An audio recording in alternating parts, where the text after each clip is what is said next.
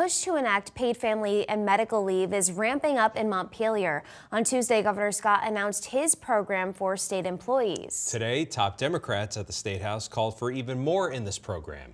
NBC5's Stephen Biddix joins us from the newsroom with the changes state leaders would like to see. Stephen. Brian, Liz, even though some lawmakers believe Governor Scott's plan was a step in the right direction, it still isn't enough. We created a complex system that is wholly inequitable, and so we must be willing to do the complex work to get it right.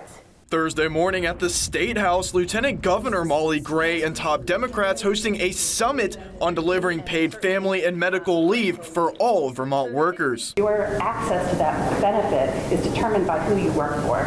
Universal programs, your access to the benefit is determined by you having worked at all. So that is critical, and you'll have access to the same benefits across the spectrum.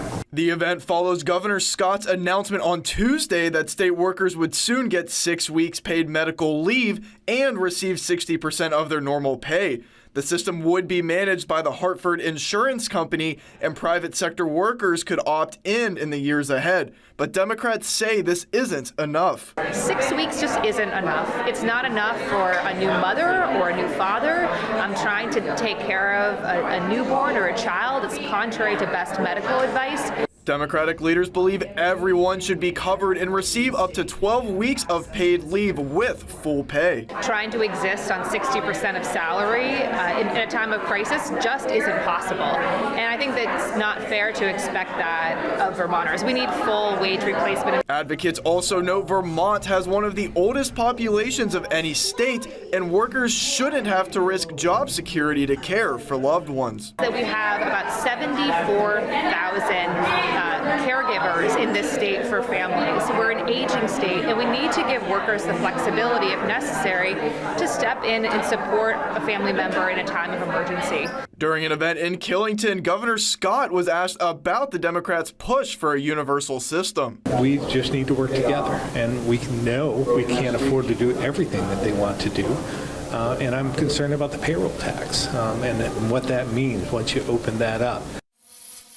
Outgoing Lieutenant Governor Gray says Vermont is ready for paid family leave. 11 other states already have similar plans and hopes to see historic legislation passed in the spring. And it is worth noting that if the Democrat plan gets passed this spring, as of right now, we have no idea how much it could cost.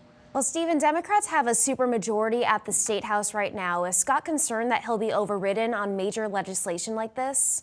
Liz, Scott, a Republican, acknowledges he is in the minority, but says this is nothing new for him. You know, I've been in politics for a while now. I've always served in the minority. They've had a supermajority in the past.